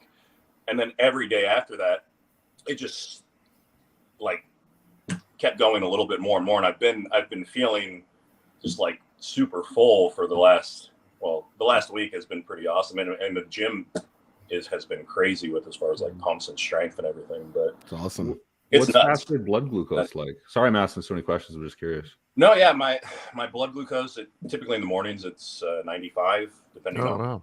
Wow. It's working absolutely perfectly. In fact, this is a protocol I heard from somebody, I can't say who because he's still alive, got somebody's Serostim in the mail, and then they didn't have a name on it. So someone had their Serostim mailed to him instead of themselves, and then they didn't tell him.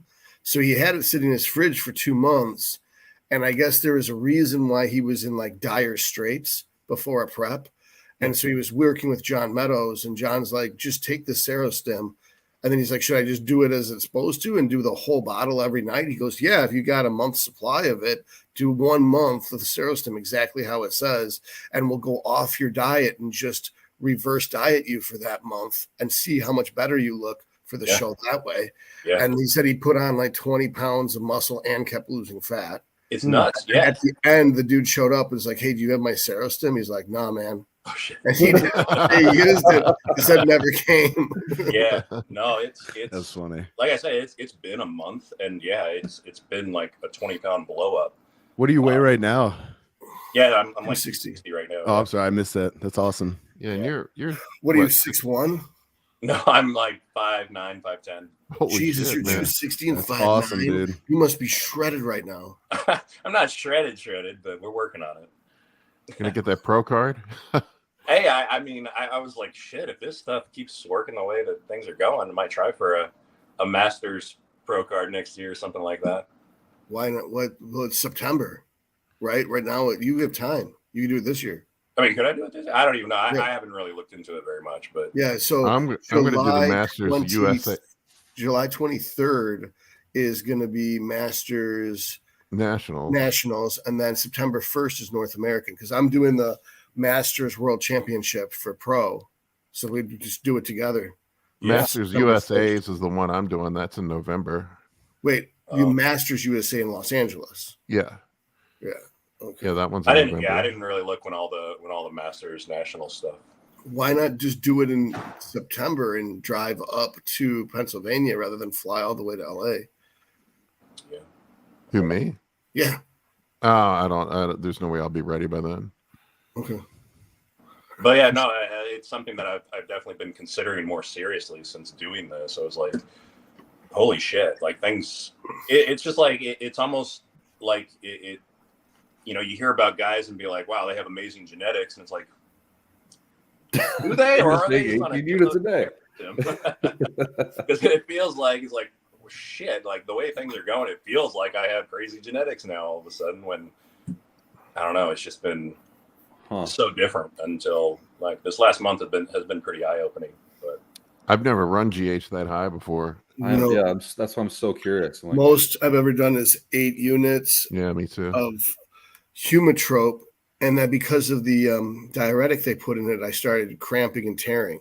Oh, geez. Yeah. So that when I ran 8 units of high-end Chinese stuff, then it worked much better. I've never went above 8 units a day. I couldn't feel my hands at 8 units.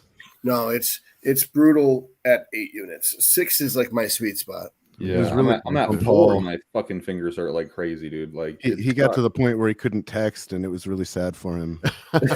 yeah, I mean, throughout the day, like my hands feel fine. Like everything feels like normal. It's only when I go to sleep, I wake up in the middle of the night to pee, and like especially it's always my right hand. My right hand's fucking numb, and I'm like, holy shit. And you know, I'll shake it out, go to the bathroom, get back in bed, fall back asleep, wake up, have to roll over and move around and stuff. But yeah, that's been the only thing that's been putting me off about it. But wild. Again, it's only at night, so yeah. Has your dick grown? The questions that matter. That's the half that's not natty, Kolton. Oh, shit. That is the half that's not natty. Well, now I feel like I got to find a Serostim hookup that I've been wasting my time in the office. Well, that's what I was like. I'm gonna try this and see what's going on. And it's like I said, the past 4 weeks, I've been like, holy shit! Like, why didn't I just save up some money and just like, even if you just run a month's worth, I was like, that's what what's his name? That's what a lot of the guys say was he's from Jersey, Vic. What's his name? Victor Martinez? No, it's Viz, Phil Viz. Phil Viz was saying, don't waste your money on normal GH, get Serostim, save up for Serostim, and just do a month or 2 months of Serostim and as an off season, and that's all you need to do. Yes, I mean that's what I like.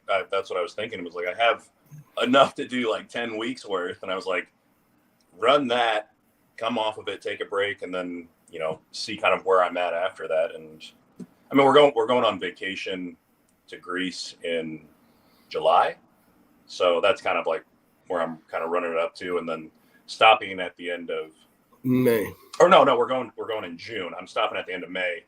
We go in the middle of June, and how many weeks make a decision when we come back whether how many weeks are you going to be in Greece for? 10 days. Not very. Right, because that's not enough time to lose size. I was going to say it's going to be hard as fuck to eat and drink enough to keep the size up on vacation. Yeah, but not for 10 days. 10 days you should be fine. Yeah. So it'll be all right. But it's been really interesting. Your test won't even titrate off in 10 days. Oh yeah. 'Cause if you get 1,000 or something, or 2,000 total load before you leave, then after 10 days when you get back, you're still at like 1,000. Oh yeah. I figured I probably wouldn't even take anything with me and just enjoy my time and come back, start back up. Long acting esters. Well, That's an interesting idea. You can buy whatever you want in Greece anyway. Oh really? Yeah, That's it's all. Yeah, you can just walk in a pharmacy there and buy whatever you want. Oh, the fuck am I talking about? So I need to move. I think I'm going to Dubai in December for sure. I'm almost 100%. I applied for visa and everything. So. Oh, you're moving? My lease is up. I work. All my business is remote, so yeah. Why not? Yeah, cool, man. So are you like looking at places to buy there, or? Yeah. I think I want to. There's a couple condos. They're not bad, man. It's actually a really fucking sweet deal over there. So like, there's nice condos, like 3 bedrooms for $230, $240, which sounds like a lot for a condo, but it's nice. Like it's a high rise, and I was thinking about doing that for like 6 months and then just making it an Airbnb, honestly, and just fucking having that to be like a vacation place. Man, if I didn't have the kids, I think I would jet to either Dubai or. You saying that has made me be like, all right, I gotta fucking do this now. Like, either Dubai or Thailand. Yeah. No, yeah, that's like, I would live anywhere. We live in Chicago. My wife's family all lives in Michigan. She wants to stay close to them, so that's. I'm like, well, there we are. What part of Chicago? What's that? What part of Chicago? We're like just right by Wrigley Field. So. All right. So is it as bad as they make it sound on the news? Oh no. Like Chirac? Like because you know where not to go. Okay. It's like that here. It's like that here in DC, man. There's definitely parts of DC you do not want to venture into. So like, what's funny is my friend is a Wayne County prosecutor, and one of my D&D buddies he's a Wayne County prosecutor, and he says that I don't know why they make such a big deal in Chicago. We've had them beat for the entire time. It's like Detroit's way more dangerous than Chicago. Yeah. No one's beaten us for 40 years. Are you in Detroit? Yeah. Oh yeah. So my wife's family lives just north of Detroit. Where? I'm specifically in West Bloomfield. Rochester Hills. Yeah. Oh, that's really nice. Yeah, that's where eventually I think she'll want to move to, is that kind of area. But. Well, that sounds cool. We can hang out. We can do a podcast in person, like Joe Rogan, and be all professional. Joe Rogan. Yeah. I did an interview with Steve the other day. He's like, man, you should get somebody to watch your kids for a couple months and just come over here. I'm like, that wouldn't be the father of the year. Cats. Like you won't miss them. I don't know if that'd be the responsible thing to do, but it sounds awesome. Stock up on chicken nuggets and Mountain Dew. Yeah, it's like I can see the future. Here's my crystal ball. I see an orphanage in your future. Good. Yeah. Well, guys, I gotta hop off here. I'm gonna go. Yeah, I need to wrap this up. We've gone past the deadline. Thank you for coming on, Chase, man. Good luck with the Serostim. Nice putting the face with the name, man. All right, thanks. See ya. All right, take care, dude. All right, I apologize to Blake. I don't have time to get you on, man. We got to wrap this up. All right, guys. Namaste. I don't have the Kolton arm. I gotta push mine up. There you go. Yeah. I'll do a lat spread for you. I got these big blocky arms that don't look good. Let's see those abs, Paul. I'm happy. What? That does. Do you shave it like that? No. It really looks I don't believe you. I think you shave your hair. The trails are exactly where you're. Yeah, I know. Isn't that funny? Yeah, you shave that to look like that. I swear to God, I don't. Justin was laughing. Like, he's like, dude, I can't tell if that's hair or abs. It's like the airbrushing done in 300. I'm like, it's both. Airbrushed abs. Fuck that. All right, folks. I appreciate you watching. Thanks for the support. We'll catch you next week. Boom. See ya.